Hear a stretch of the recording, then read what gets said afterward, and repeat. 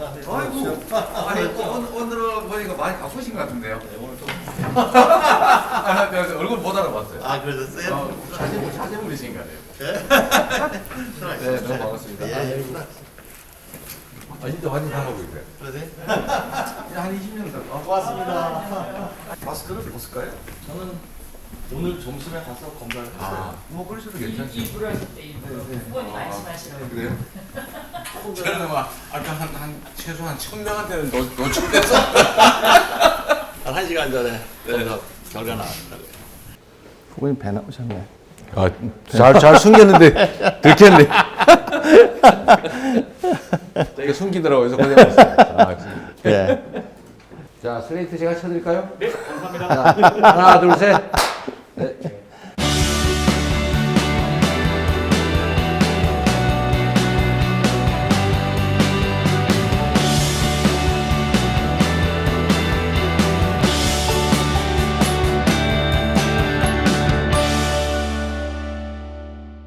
네, 네. 안녕하십니까. 아이고 회장님 반갑습니다. 예, 반갑습니다. 네. 아마 2020년 9월 정도였죠. 제가 경기도지사 하실 때 네. 간담회를 했던 것이 아, 그게 이 정도 된 것 그때였군요. 같습니다. 예, 예. 오랜만에 뵙겠습니다. 네. 예, 오늘 제가 그 후보님 생각하시는 이 경제와 기업에 관한 구상을 네. 좀 듣고 싶습니다. 예. 제가 그런 궁금증도 있고요. 네. 또 하나는 제가 그 상공회소 회장을 8년 동안 하면서 네. 가지고 있던 걱정과 안타까움들이 있습니다. 그것도 좀 여쭤보고 네, 싶고, 예, 그렇습니다. 제가 경기도 있을 때 일부러 제가 우리 회장님을 모셨는데 그러니까 우리 기업 정책 관련해서 조언도 좀 듣고 네. 뭐제 개인적인 공부도 좀 할 겸 이런 사심도 좀 있어서 제가 모셨는데 정말 큰 도움이 됐고요. 예. 오늘 이렇게 뵙게 돼서 너무 고맙습니다. 예. 그럼 바로 첫 번째 네, 질문부터 시작을 하도록 하겠습니다. 좀 쉬운 질문이긴 합니다만은 그 코로나 직격탄을 맞아서 네. 이 경제 전체에도 사실 영향을 많이 받았습니다만 특히 그 소상공인 네. 또 열악한 중소기업들이 타격을 굉장히 많이 받았습니다. 물론 그 재난에 대한 그 구호랄까 지원이랄까 많이 이 신경도 쓰셨고 또 그동안에 지원이 나가긴 했지만 네. 그래도 상당히 그 어렵다는 이야기가 많이 들리거든요. 그렇습니다. 네. 특히 그 소상공인 쪽에서 이야기가 굉장히 많습니다. 그래서 우선 그 부분부터 좀 가볍게 어떤 생각을 갖고 계시는지 말씀을 해주시면 좋겠습니다. 이 결국 접촉을 줄여야 되고 접촉을 줄이는 것은 결국 이제 이 산업으로 치면 자영업자 그 중에서도 동네의 소자영업자들, 영세 자영업자들에게 영업의 기회를 박탈하게 되죠. 그러니까 출입도 안 하게 되고 최대한 적게 움직이고 특히 최근에는 이제 인터넷 거래들이 늘어나면서 그쪽이 이제 비중 확 옮겨가게 되죠. 그래서 결국 이제 전 세계에서 이 감염병 예방을 위한 이제 조치들에서 직접 피해를 보는 이제 소상공인들, 자영업자들 지원을 하기 위해서 대개 GDP의 10%가 넘는 대대적인 지원들을 했죠. 그리고 가급적이면 다 선지원하고 후정산을 하거나 후에 또 감면을 해주거나 이런 방식을 동원했는데 제가 제일 안타까운 것은 우리가 너무 그 소상공인들, 자영업자들한테 너무 많은 부담을 시켰다 하는 생각이 좀 들어요. 이게 단기간에 끝났으면 좋겠는데 이 지금 2년을 지금 넘어가고 있어서 견디기에는 거의 임계점에 온 것 같고 지금까지 이제 직접 지원 규모가 GDP 대비 한 4.5% 뭐 이런 정도밖에 안 돼서 다른 나라에 대비 한 뭐 3분의 1선 이런 정도밖에 안 되는 문제가 있어요. 그래서 지금 견디기가 어려워서 지금 극단적인 선택을 하는 분도 상당히 많이 늘어나고 잘 안 보이긴 하지만 또 아우성도 좀 커지고 지금이라도 저는 좀 대대적인 지원이 필요하다. 저는 사실 경제 생태계의 가장 아래층을 맡고 있는 여기가 혹시 회생 불가능할 정도로 타격을 입지 않을까 하는 걱정들을 상당히 저는 사실 많이 하고 있죠. 이럴 때가 진짜 정부가 필요한 시기죠. 외부의 침략 또는 뭐 재난 이런 대규모 질병 이런 걸로부터 국민의 생명을 지키는 게 국가의 제1 역할인데 그 역할을 사실은 우리 국민들에게 그 중에서도 소상공인 자영업자들에게 전가한 측면이 좀 많은 것 같습니다. 네.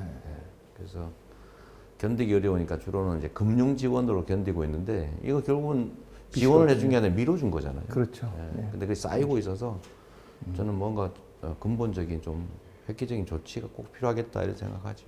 예, 예, 맞습니다. 사실 저는 그 신앙이 천주교다 보니까 네. 명동성당을 제가 자주 갑니다. 아 그렇군요. 네. 그런데 며칠 전에도 제가 명동성당에 갔다가 손녀를 데리고 산책을 내려왔는데 그 산책을 하기가 거의 미안할 정도의 모습이었습니다. 거의 네, 철시 네. 상태에 가깝게 빈 가게가 많다고. 내장객이 하나도 없는 그런 상황이라 참 안타까웠습니다. 그게 이제 명동시장, 명동 골목뿐만이 아니라 이제 지방으로 갈수록 더 심해져서 거의 뭐 매출 제로 상태. 그러니까 거기서 고용 확대 아르바이트나 이런 고용도 줄어들고 또 지역 경제도 망가지고. 그래서 저는 비상급수가 필요한 상태라는 생각이 듭니다. 사실 그 취업 시장이 굉장히 어려웠지 않습니까? 네. 최근 몇 년 동안. 그러다 보니까 이 젊은이들이 네. 생계형 창업들을 많이 하는 것 같거든요. 네, 이 숫자를 보면 생계형 창업이 굉장히 늘어나고 있습니다. 네. 그러면 결국은 젊은이들이 소상공인으로 인입을 하고 네. 또 소상공인들이 쓰는 인력들이 소위 말하는 아르바이트나 네. 아르바이트생들이 대부분 다 젊은이거든요. 네. 그러니까 결국은 젊은이들에게 어려움이 전해지는 통로가 되다시피 했다. 그렇습니다. 그런 지적도 있습니다. 그러니까 우리나라가 전 세계에서 자영업 비율이 아주 기록적으로 높지 않습니까? 네. 그러니까 관광으로 먹고 사는 나라들보다 훨씬 더 자영업자 비율이 높은 아주 비정상 상태인데 자꾸 고용이 되지 않다 보니까 결국은 이제 아까 말씀하신 이제 생계형 창업으로 네. 먹는 장사 망하지 않는다 이 속설 하나 믿고 예. 자영업으로 밀려드는데 자영업 폐업률이 너무 높지 않습니까? 누군가 망하면 다시 또 그 자리에 누군가 들어오고 또 망하고 이게 반복되고 있어서 그런 구조적인 문제가 또 하나 있는 것 같고요. 특히 전 청년들의 창업이 예를 들면 이제 취업보다는 창업이 점점 더 비중이 커지는 거는 우리의 이제 산업의 그 형태가 많이 바뀌고 있기 때문에 저는 뭐 흐름의 일부라고 보는데 그 이제 혁신 창업이면은 그 바람직한데 생존형, 생계형 창업을 하게 되면 결국 사회적으로 이렇게 자영업의 경쟁률만 높아지고 또 생산성도 떨어지고 어떤 통계를 보면 정확하지는 않지만 이게 자기의 노동 시간 또 가족들의 노동 이런 까지 더하면 1인당 노동에 대한 대가가 최저임금을 훨씬 못 미치는 100만 원을 조금 넘는 수준이다. 이런 얘기가 있지 않습니까? 그래서 사회적으로 낭비가 너무 심하고 사실 고통이 너무 큰 거죠. 좀 근본적인 좀 대책을 만들긴 해야 됩니다. 예, 그러면 코로나 관련해서 두 번째 네. 질문으로 넘어가겠습니다. WHO에서 이제 백신의 보급률이 상당히 올라가니까 네. 또 변이가 계속돼서 이제는 팬데믹이 아니라 엔데믹 형태로 네. 위드 코로나 계속해서 우리가 같이 네. 사는 그런 형태로 넘어갈 거라는 발표가 있었습니다. 네. 이제 그렇게 되면 이제 포스트 코로나 시대가 이제 돌입을 하게 되는데 이 코로나와 함께 사는 포스트 코로나 시대 그때의 정부의 역할은 어떤 것을 생각하시며 특히 그 기간에 이제 기업들에게도 정부는 이렇게 할 테니 기업은 이렇게 좀 해주십시오라는 게 혹시 네. 하실 말씀 있으시면 한번 해주시기 부탁드립니다. 이게 이제 첫 감염병은 이제 인간에 비해서 예를 들면 치명도가 높게 되지 않습니까? 처음에는. 근데 이 보통 우리가 감염병 대응 방식을 그래프 누르기라고 보통 표현을 한다고 해요.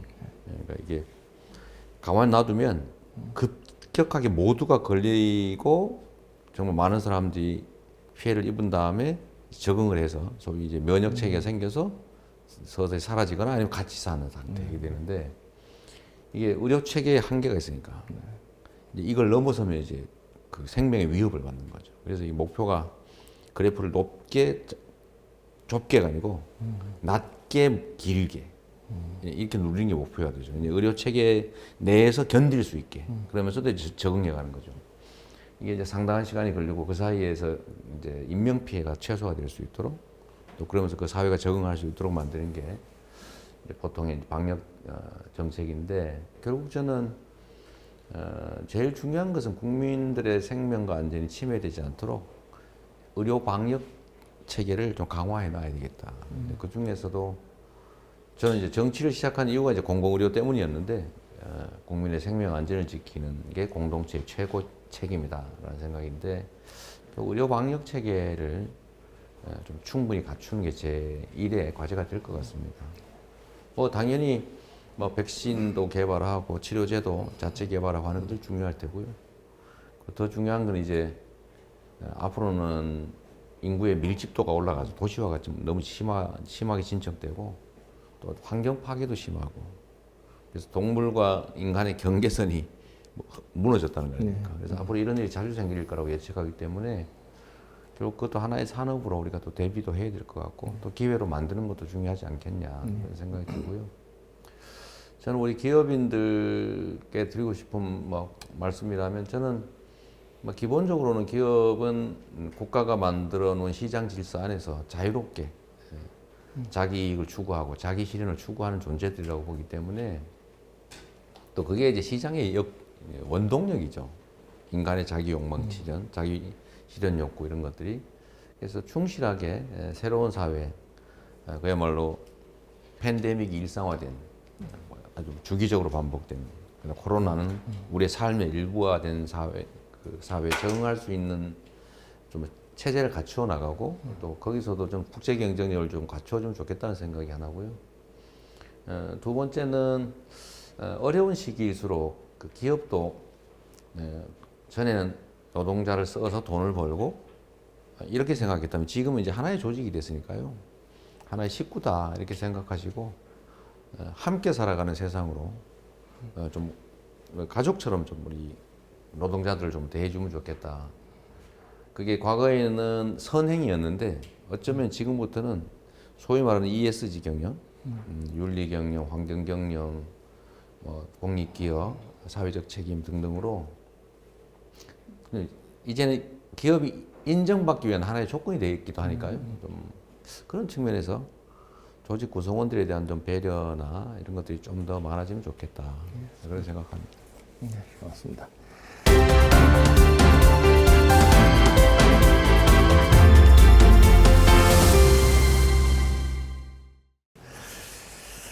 그 미중의 갈등이 네. 강대강 국면으로 들어가서 네. 언제 해결이 날지 모를 정도로 지금 극한 대립을 하고 네. 있습니다. 이 표면에 나온 갈등들이 이제 여러 가지가 있지만 사실 그 갈등을 보는 사람들의 해석이 네.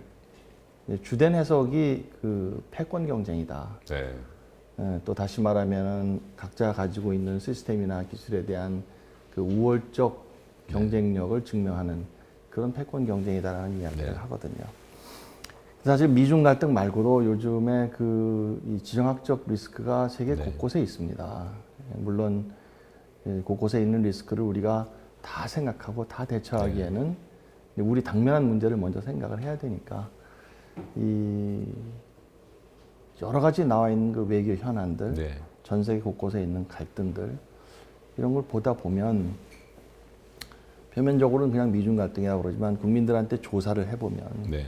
최근에 나온 조사 결과를 제가 봤습니다만 미중 갈등이 중요하다라고 대답한 비율이 46%쯤 됩니다. 네. 그리고 또 그분들한테 어느 나라가 중요하냐 우리 관계가 네. 그럼 한미 관계가 중요하다고 대답한 분이 70%가 넘습니다. 이런 환경 하에서 이 새 정부가 만약에 들어서게 되면 가장 시급한 외교 하나는 무엇이고 네.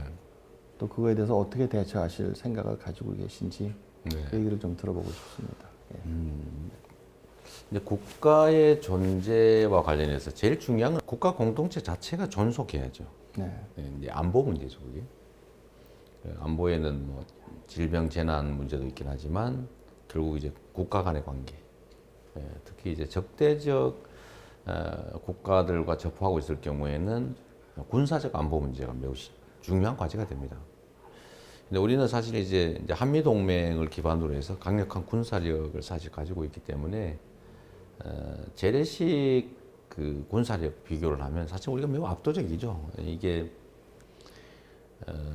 지금 북한의 총생산 지금 뭐 이 소위 군사력 자체도 중요하지만 경제력이 더 중요한 시대가 됐잖아요. 북한의 GDP, 국가 총생산 규모가 우리 국방비에 못 미치는 그런 그렇죠. 정도 예. 상황이라서 사실 우리가 뭐 군사 안보 문제에 대해서 뭐 엄청난 위기를 느껴야 되는 것은 아닌데 이제 비대칭 무기 때문에 이제 대량 살상 무기, 핵 이런 것 때문에 이제 균형이 유지되고 있는 상황이죠.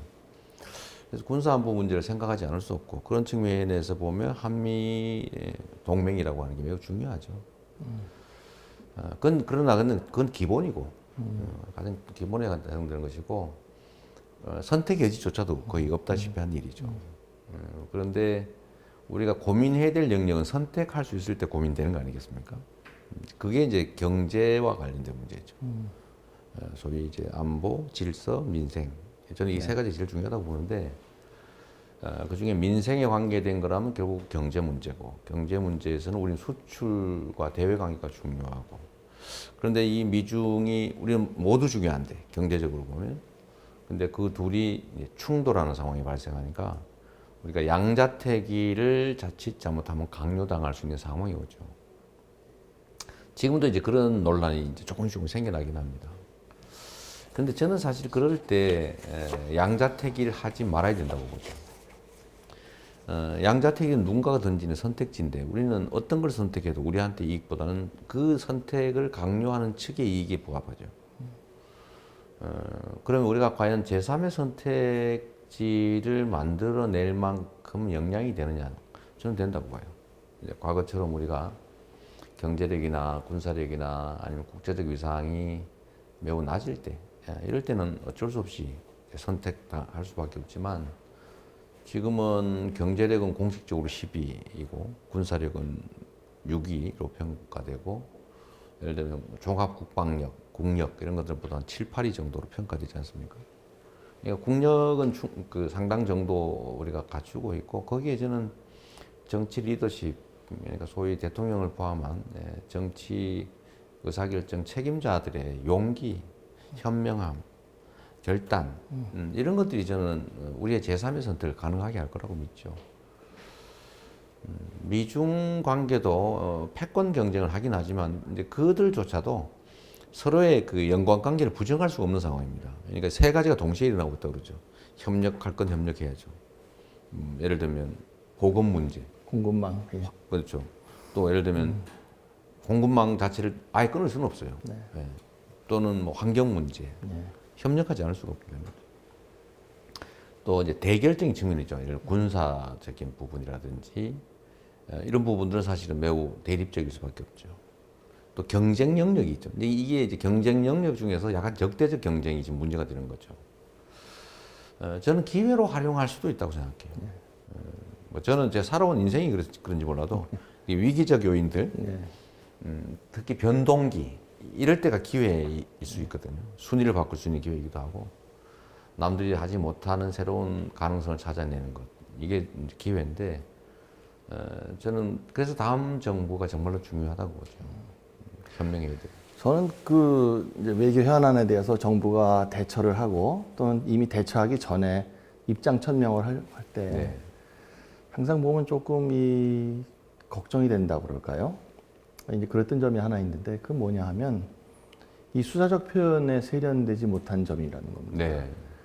이 정부는 당연히 국익을 위한 선택을 할 수밖에 없고 그렇죠. 네. 국민과 국가를 위한 선택을 하는 것이고 실리적 선택하는 게 당연한 거 아니겠습니까? 그렇습니다. 그러면 실제로 그런 결정을 하면 되는 것이고 그러나 외교적인 관계라는 거는 이 국제사회에서 부드럽게 좋은 외교적 관계를 맺는 것이 제일 좋지 않습니까? 당연하죠. 예, 네. 그러면 톤 앤 매너를 부드럽게 좋게 이야기하고 결정 내릴 거 있으면 내리면 되는데 그렇습니다. 수사적 표현을 미리 동원해서 나는 노라고 할 건 노라고 한다든지 절대로 뭐 응하지 않겠다든지 이런 정치적 수사적 표현이 사실 상당한 갈등을 불러오는 것도 사실입니다. 그게 제일 문제죠. 이제 네. 그게 이제 그러니까 선진 국가들 사이에는 합의된 게 하나 있는 것 같아요. 네. 국익에 관한 문제, 즉 특히 외교 국방관에 관한 문제들에 대해서는 정쟁화하지 않는다. 그건 이제 국가 공동체에 관한 것이니까요. 근데 우리 국민들이 볼 때도 국가의 안위를 다루는 외교 안보 국방 문제를 가지고 정략적으로 접근해서 아까 말씀하신 불필요한 긴장을 조성한다든지 불필요한 갈등을 유발한다든지 공연한 무슨 보복을 유발한다든지 할 필요가 없지 않습니까? 네. 원래는 그런 행위를 하면 사실은 정치적으로 심판받는데 이제 심판받지 않고 이익이 되다 보니까 이제 그런 것들이 반복되는 측면이 있는 것 같아요. 그러니까 너무 진영 논리에 휘둘리는 것 같습니다. 네. 그래서 저는 외교안보 국방에 관한 한 저는 이 부분에서는 정쟁화하지 말자. 의견은 다를 수 있죠.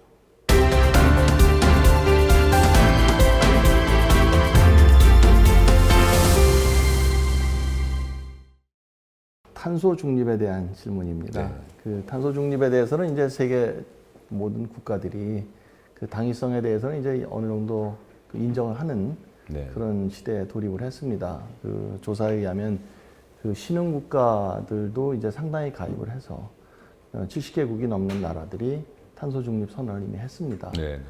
이제 우리도 이제 탄소 중립 선언을 하고 이제 가야 되는데 사실 기업들은 걱정이 많습니다. 그 자체에 대한 걱정도 물론 가신 분들이 있지만 그 기간 내에 어떻게 적응을 할 거냐에 대해서 상당히 걱정을 많이 하고 있습니다. 근데 재밌는 것은 그 글로벌 기업들에 대해서 조사를 한 결과가 있었습니다. 그 조사를 보면 오히려 한 51%가 기회 요인이라고 네. 답변을 했고 49%가 위협 요인이라고 답변을 했습니다. 이거를 보면 이제 저희 국내에서 나오는 목소리하고는 조금 차이는 있습니다. 예. 그러면 일단 국내에서 나오는 목소리는 잠시 좀 보류를 하고 이 탄소 중립으로 가는 이 길에서 분명한 기회와 위협 요인 둘로 나눠서 한번 의견을 좀 말씀을 해봐 주시겠습니까? 그러니까 원래는 이제 이걸 기회 요인으로 생각하는 쪽은 말이 없어요. 네. 그게 하면 되니까. 근데 위기 요인이라고 생각하는 사람은 회피해야 되기 때문에 말이 많죠. 예를 들면 우리가 탄소 중립 사회로 가기 위한 국가 정책에 대해서도 이거 기회다. 아까 제가 말씀드린 것처럼 순위를 바꿀 수 있는 우리가 약진할 수 있는 기회다 하는 쪽은 조용히 맞춰서 최선을 다하겠죠. 그런데 이거 위기다. 우리 도태될 수 있다. 고통스럽다. 회피하자 이런 쪽은 이제 새로운 정책을 못하게 이제 그런 쪽으로 가게 되겠죠.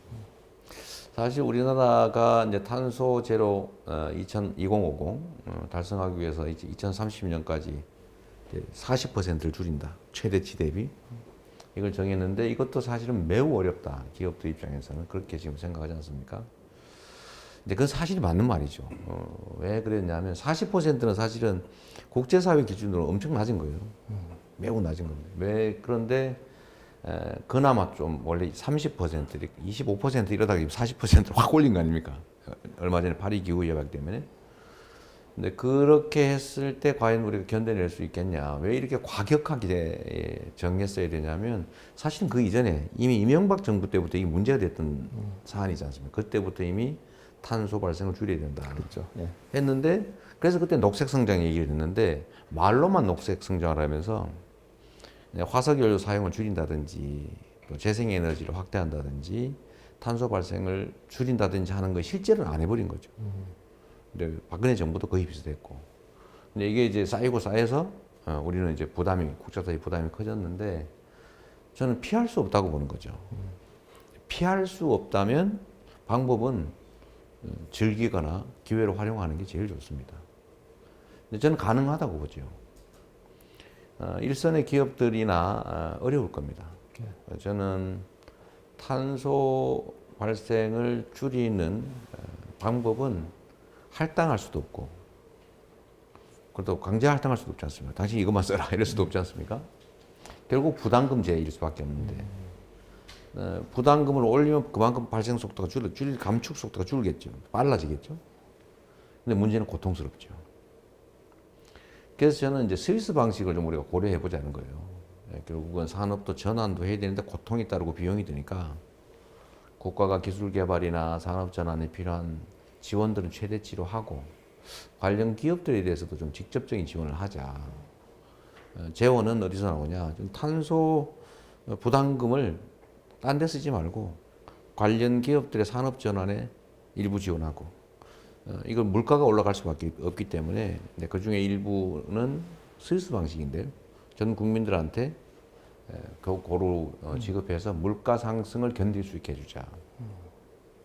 그러면 사실은 아마 산업전환이 좀 빠른 속도로 일어날 수 있을 거예요. 저는 이걸 아예 우리는 성장의 기회로 만들자. 물 피할 수 없다. 근데 성장할 수 있는 길이 뭐냐? 결국은 이제 기업 활동 시장에서 기업이 하는 것이고, 기업가들이 하는 것이고, 토대를 튼튼하게 갖춰주자. 인프라 구축을. 재생에너지 생산이 가능한 인프라를 구축해주자. 에너지 고속도로 얘기를 제가 그래서 하는 거죠. 전국 어디서나 재생에너지를 생산해서 마음대로 팔 수 있게. 그러면 기업은 이제 아리백을 달성하기 쉬워지겠죠. 국내 재생에너지 비율이 올라갈 테고, 그게 자연스럽게 탄소 감축으로 연결될 거고, 대신에 거기는 정부의 역할이 필요하다. 두 번째는 이제 기술 개발 지원을 좀 많이 해야 된다. 우리가 기초과학기술 지원 지금 사실 잘 안 되고 있죠. 그래서 일본의 소부장에서 일본에 밀리는 거 아닙니까? 그래서 기초과학기술 연구들을 좀 대대적으로 국가가 지원하자. 첨단 전략기술 분야도 기업들이 감당하기 어려우니까 그 부분에 대해서 좀 집중하자. 현장에 필요한 인재들을 양성할 수 있게 교육 시스템을 좀 대대적으로 전환하자. 현장이 필요로 하는 인재를 양성하자. 옛날에 대량 생산 시대에 그런 인재 양성 시스템을 좀 벗어나자. 이게 이제 다 비용이 들죠.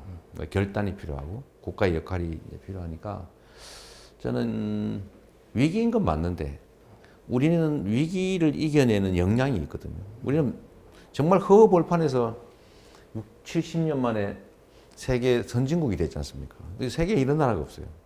저는 국민들의 역량이라고 보거든요. 그래서 저는 이번 기회가 결국은 대한민국이 또다시 한번 도약하는 기회가 될 수 있겠다. 기회로 만들어야 되고 만들 수 있다. 이렇게 생각하죠. 그 위협에 대한 목소리가 좀 많은 거는 네. 그 기업과 정부의 관계의 문제도 좀 있다는 생각이 네. 듭니다. 이 기업이 정부의 그 정책에 따라서 그 정책에 어떻게 대응하느냐보다 네. 시장을 먼저 의식하고 시장만 의식해도 괜찮은 상황 같으면 네. 그러면 당연히 탄소 중립에 대해서 우리가 이런 위협이 있다고 이야기하는 것보다는 그걸 긍정적인 방향으로 우리는 이렇게 기회를 찾겠다고 이야기하는 것이 더 시장에 어필하거든요. 그렇죠. 그러니까 당연히 긍정적으로 이야기할 수밖에 없는데 우리 경우에는 계속해서 위협을 이야기하는 기업들의 목소리가 굉장히 큽니다. 또 실제로 산업에 따라서 영향을 더 받는 산업이 있고 덜 받는 산업이 그렇죠. 있는데 네. 더 받는 산업 입장에서는 좀 절박하거든요. 그러니까 정부로 하여금 이렇게 어려우니 이 부분에 대한 고려를 좀 해달라라는 그러한 욕구의 분출 아닌가라는 생각도 듭니다. 그래서 후보님 말씀하셨다시피 그런 여러 가지 계획이 있으시다면 사실은 정부에서 조금 더 설득하고 네. 네. 조금 더 공감대를 이끌어내는 노력을 많이 하고 그럼에도 불구하고 어려우면 실질적인 조치가 좀 들어가고 그렇습니다. 그래서 기업들이 좀 안심할 수 있게 해주시면 그러면 위협에 대한 목소리가 조금 줄어들 것 같긴 합니다. 그러니까 위기가 오면 이제 공포가 지배하는 경우가 있고요. 근데 그 속에서도 새로운 기회로 생각하는 이제 도전적인 사람들이 있죠. 근데 저는 원래 기업가들은 기본적으로 도전적이지 않습니까? 그렇죠. 혁신가들이고 아주 안전하고 확실한 그런 건 기업의 영역이 아니죠. 그런 건 없는 거죠. 그런 건 없는 거고. 저는 기업인들의 그 도전 정신들, 혁신 정신들을 살려줄 필요가 있다. 그리고 이제 시장의 가장 본질적 동력은 사실 욕망이거든요. 인간이 가지고 있는 욕망을 인정하는 것이죠. 욕망 충족을 위한 활동들을 인정해주고 일정한 선을 넘지 않게 대신 경쟁은 공정하게 하도록 제도화되어 있는 욕망 실현의 장이지 않습니까? 그런데 예를 들면 이 탄소 제로 사회, 예를 들면 에너지 대전환 사회 이것도 분명히 위협 요인이긴 한데 저는 그 대응 방식에 있어서 정부가 조성 역할을 좀 많이 하자. 뭐 많이 우려하는 것처럼 강압적이고 일방적이고 규제 일변도가 아니고 길을 터주자. 촉진하자. 전환도 촉진하고 도전도 촉진하고 길도 열어주고 네, 그런 역할들을 정부가 많이 할 필요가 있고 아까 말씀하신 것처럼 공포를 조성하기보다는 희망을 얘기하는 게 그래서 정치는 중요한 거죠. 네. 희망을 얘기해요.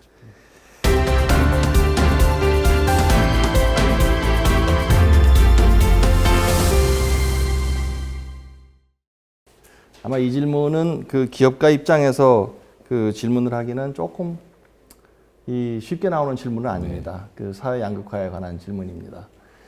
그 사회 양극화 이야기를 하면 사실은 사회 양극화를 좀 완화시키기 위한 그런 조치가 나올 때 또는 그러한 이야기가 될 때 이 기업인들이 느끼기에는 시장하고 좀 맞지 않다. 그러니까 또는 지나치게 분배주의적이다. 이런 우려를 갖게 하는 일들이 과거에 많이 있었거든요. 근데 그럼에도 불구하고 최근에 숫자를 보면 양극화를 나타내는 지표라든지 이 소득 상위층의 편중된 편중지수라든지 또 사회 갈등을 나타내는 지표라든지 이런 것들이 지금 다 나빠지고 있습니다. 실제로 많은 사회학자들의 지적에 의하면은 양극화가 이대로 진행이 되면 결국은 그것이 기업의 활동까지도 느려지게 하는 그런 직접적인 연관 작용이 일어나는 게 이제 실제로 보이기 시작을 한다라고 이야기를 하거든요. 이제 그럼에도 불구하고 양극화를 해소하겠다는 이야기를 하면 기업들은 걱정부터 합니다. 이게 또 어떤 분배주의 정책이 나오고 성장보다 그쪽을 더 중요시하지 않나는 우려가 있습니다. 그럼에도 불구하고 이 양극화라는 문제를 더 이상은 방치할 수 없으니까 후보님께서는 그럼 이 양극화에 대해서 시급히 처방을 좀 내린다면 어떤 생각을 가지고 계신지 좀 여쭤보고 싶습니다. 제가 이제 사실 경제 전문 그 언론들 하고 사실 이제 얘기를 할 때마다 느끼는 답답함이에요. 기업인들 입장에서는 현재 상태 단기이익이 극대화되는 게 좋죠. 물론 그게 장기까지 보장되는 더더욱 좋고. 그런데 사실 이제 정책 결정자 입장에서는 좀 대국적으로 보면 단기 이익이 줄어들더라도 장기 이익이 더 크게 보장이 되면 사실 그 길로 가야 되거든요. 근데 개별 기업이나 개인들은 그런 선택을 하기가 쉽지 않습니다. 미래는 불확실한 것이고 당장은 현금이니까요. 근데 그럴 때 이제 정책 결정권자들의 역할이 정말 중요하다는 생각이 들어요. 저는 양극화라고 하는 게 왜 문제냐? 성장 잠재력을 훼손하지 않습니까? 역사적으로도 불공정, 그다음에 그 불평등이 격화되면 체제 붕괴를 겪거든요.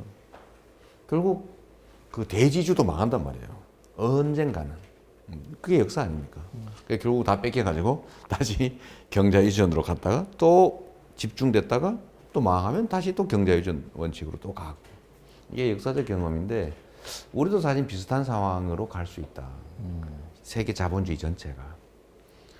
그래서 보면 이런 생각이 드는 거죠. 우리가 교과서에서 배웠던 게 있지 않습니까? 규모의 경제. 일정 규모를 넘으면 더 이상 효용이 늘어나지 않는다. 한계 생산비가 어느 순간부터 더 늘어난다. 근데 이 가설이 깨졌잖아요. 지금은 글로벌 디지털 기업들 중에 예를 들면 유튜브 같은 이런 데는 한계 생산비가 제로에 수렴하고 있습니다. 사용자가 는다고 해서 비용이라고는 서버 유지 비용밖에 더 안 늘어나니까요. 영업이익률이 상상을 초월하죠. 그러면 결국 나중에 시장이 어떻게 되겠는가. 고용은 없고 1차 분배 기능은 점점 축소되고 지금처럼 양극화가 심화되면 자원은 비효율화될 거고 그럼 체제 위기를 겪지 않겠냐라는 생각이 있는 거죠. 그러니까 예를 들면 빌 게이츠라든지 뭐 일론 머스크나 마크 저커버그처럼 이렇게 성공한 디지털 글로벌 기업 CEO들이 기본소득을 도입해야 된다라고 얘기하지 않습니까? 저는 그게 단순히 사회적 선의를 넘어서서 전 체제에 관한 고민이 들어있다고 생각해요. 근데 제가 우리 기업인들 또는 경제 언론들, 경제지들, 경제 방송들에게 좀 얘기하고 싶었던 거는 지금과 같은 양극화가 계속 심화되면 시장 자체가 위축된다. 전국적으로는 기업과 경제계에 손실이 발생한다. 파이를 키워야 된다. 나 혼자만 부담하면 억울하겠는데 모두가 함께 부담해서 시장을 키우면 모두가 이길 자신이 있는 도전 정신에 충만한 기업인들이기 때문에 추가의 부가가치가 생겨나기도 하고 모두가 동의할 거다 제가 보기에는. 문제는 불평등과 불공정에 대한 의심 때문에 현재 상태에서 자꾸 지키고 싶어지는 거죠. 근데 저는 이거를 좀 이렇게 완화하는 게 저는 정치가 할 일이라고 생각해요. 진지하게 대화하고 다 터놓고 자 우리 전체 파일을 키우는 길을 찾자. 지금 부담이 각자가 예를 들면 1의 부담이 추가로 늘어나지만 나중에 평균적으로 나눴을 때 그 1을 양보했을 때 사회 전체인 적인 부가 기회가 커져서 평균적으로 1.5가 생겨날 수 있다면 1을 포기하는 게 맞는 거다. 그래서 OECD나 아니면 국제 금융 경제 기구들이 얘기하는 것처럼 지금 이제 성장률 정체가 세계적인 문제가 됐기 때문에 지속적 성장을 가능하게 하는 길은 성장의 기회와 성장의 결과를 공평하게 나누는 포용 성장이다. 배제 성장이 아니라 포용 성장이 지속적인 자본주의 체제의 시장 경제의 성장을 담보한다. 그러니 앞으로는 이 심화된 양극화가 더 심화되지 않도록 노력하는 것 자체가 경제적 파이를 키우는 길이다 라고 얘기하지 않습니까?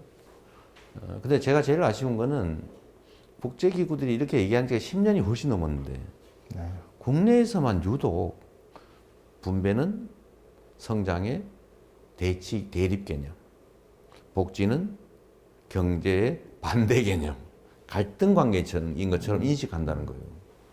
그래서 저는 이게 투자할 돈이 부족하던 시대, 그야말로 재벌들, 그때는 재벌도 아니죠. 몇 개의 기업을 골라서 거기다 집중해야 될, 그래서 불균형 성장 전략을 취해야 됐던 시대가 아니다, 이제는. 투자 자본이 남아 돌아서 돈을 빌려가면 나중에 돈을 붙여주겠다는데도, 깎아주겠다는데도 안 빌려갈 정도로 투자 자본이 남아나는 시대, 투자할 곳이 없는 시대는 결국 자원 배분의 비효율성이 노출된 사회인 거죠. 이럴 때는 투자 자본을 소비 수요 증진에 좀 쓸 필요가 있다. 그게 파이를 키운다.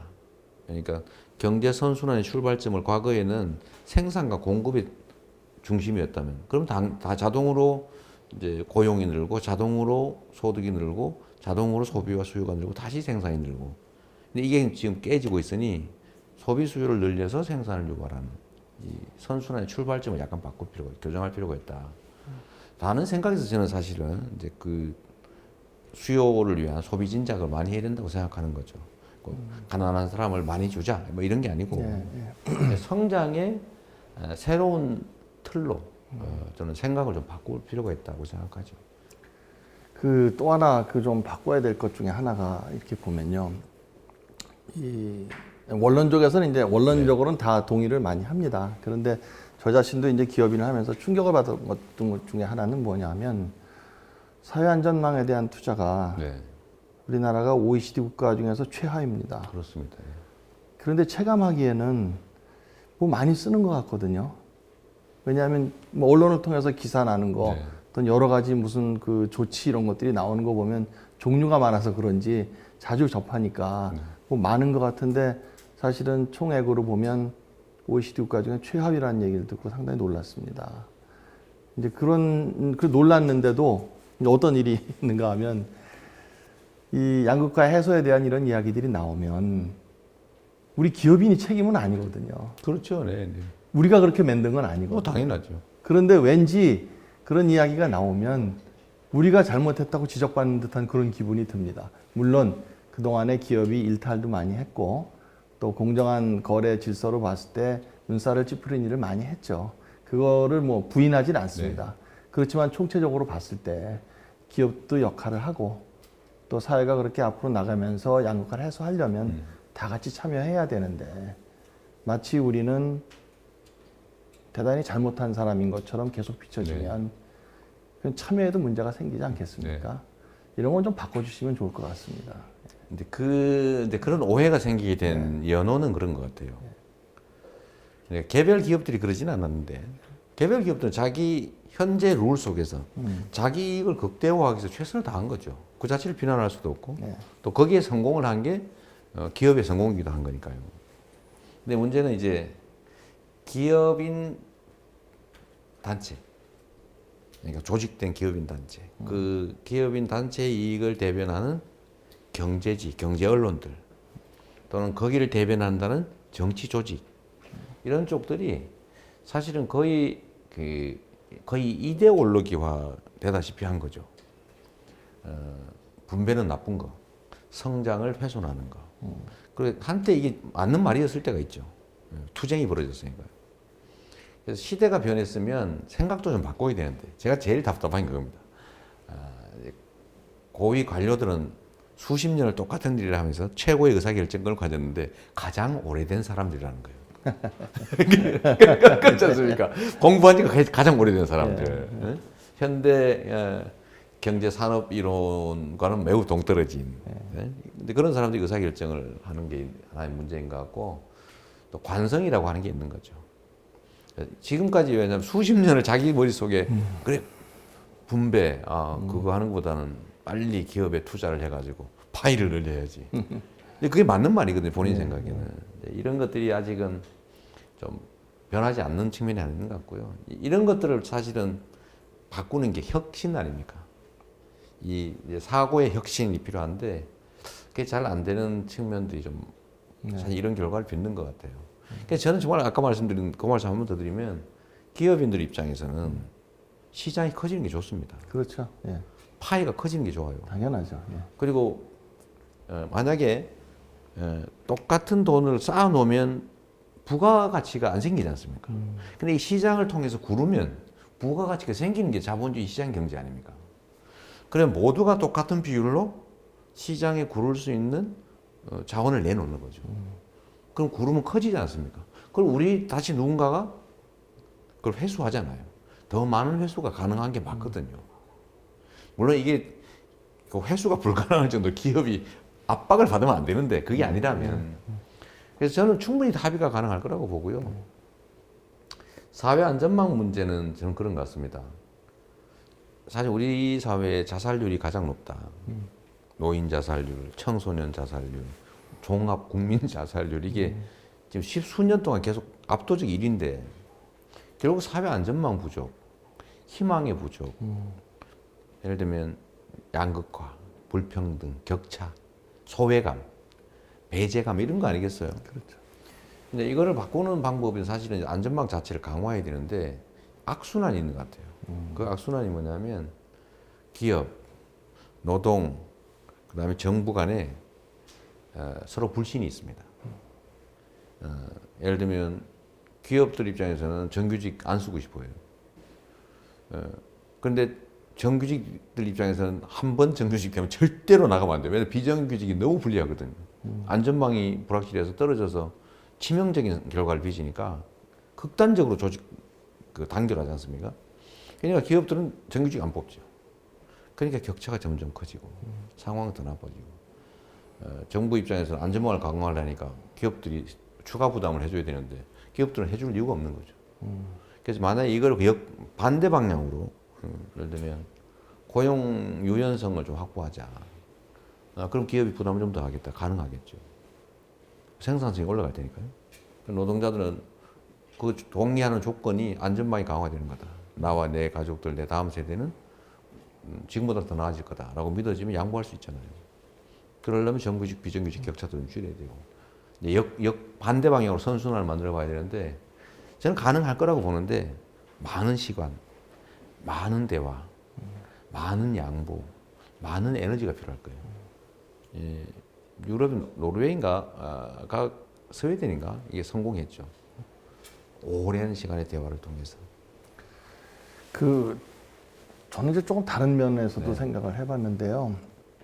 단순히 그 양보의 문제만이 아니라 기업들 입장에서 제일 싫은 거는 불확실성입니다. 그렇죠. 예. 예. 예를 들어 안전망에 대한 강화를 해야 되고 거기에 기업도 동참을 해야 된다. 뭐 국민의 한 사람으로서 동참 안 할 수 없지 않습니까? 경제 주체로서 당연히 중요한 역할을 해야 되고요. 그런데 그것이 어느 정도 예측 가능하면 안전망 강화도 이렇게 해서 언제까지 어떻게 되고 그거에 따른 임팩트는 어떻게 되고 우리가 할 일은 뭐고 그것이 변하지 않고 어느 정도 간다, 장기간. 그건 확신이 있으면 네. 기업도 거기에 맞춰 적응을 하면 되거든요. 근데 기업 입장에서는 불확실한 겁니다, 네. 그게. 정부에 따라서 매번 바뀌고 또 하겠다는 이야기가 달라지니까 안전망 강화를 한다고 해도 그러면 이거로 선뜻 응하면 우리가 통제할 수 없을 만큼 부담이 늘어나는 거 아닌가 싶으면 가급적 무조건 거부하려고 그러는 속성이 있거든요. 그렇죠. 네.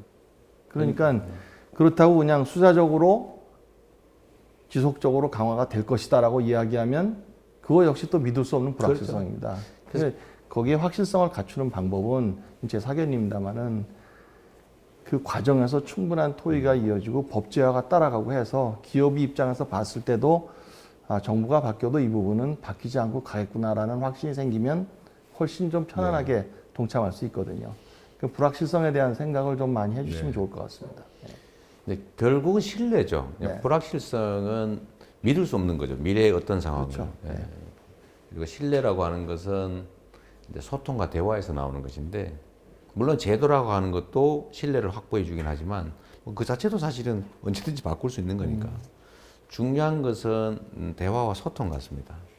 신뢰가 쌓이면 예를 들면 어떤 합의들도 잘 지켜질 거라고 믿어지겠죠.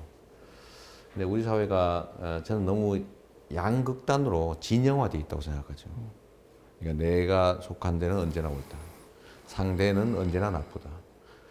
또 좋은 정책인데 상대가 하는 건 반대하고 내가 하는 건 문제가 있어도 그냥 밀어붙이고 인사 채용이나 인재 등용에도 저쪽 사람은 안 쓰고 우리 쪽에서는 사람을 찾고 그냥 부족한 풀에서 차진이 잘 부족하고 결국 다 이게 대결 국면으로 자꾸 가고요. 그러다 보니까 사회 전체에서 그런 현상이 있는 것 같습니다. 언제나 양자 대결을 요구하는 게 있어요. 참 피곤합니다. O 예. 또는 X 둘 중에 하나 뭐예요? 요새 그 게임도 아주 유행입니다. 예. 밸런스 게임이라고 둘 중에 하나만 골라야 돼요. 예. OX 예. 흑색 아니면 백색 잎이나 잎이야. 근데 이거를 저희는 사실은 상당히 극복할 필요가 있다는 생각이 들어요. 좀 다양성도 인정하고 어떻게 세상에 까만색, 파란색, 하얀색만 있냐. 회색도 파란색도 있는 거지. 제3의 선택은 언제든지 가능한 것이다. 예. 이 점들을 사실은 우리 정치권보다 사실은요, 그걸 용인해 줘야 됩니다. 정말 꼭 좀 쉽지 부탁드리고 싶습니다. 저는 지금까지는 그렇게 해왔어요. 남들은 그렇게 안 보지만. 그래서 성과를 나름은 낼 수 있었죠.